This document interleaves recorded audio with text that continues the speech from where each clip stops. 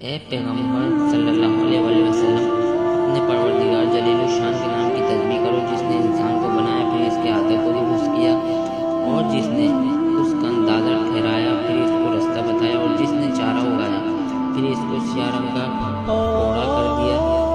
ہم تمہیں پڑھا دیں گے کہ تم فراموش نہ کرو گے، مگر جو اللہ چاہے وہ کھلی بات کو بھی جانتا ہے اور چھپی کو بھی۔ ہم تم کو آسان طریقے کی توفیق دیں گے، تو جہاں تک نصیحت کے نافع ہونے کی امید ہو نصیحت کرتے رہو۔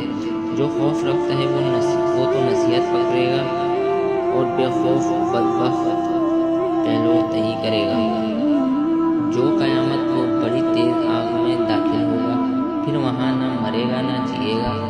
بے شک وہ مراد کو پہنچ گیا جو پاک ہوا اور اپنے پروردگار کے نام کا ذکر کرتا رہا اور پڑھتا رہا۔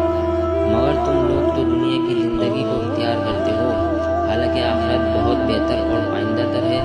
یہی بات پہلے صحیفوں میں مرقوم ہے، یعنی ابراہیم اور موسیٰ کے صحیفوں میں۔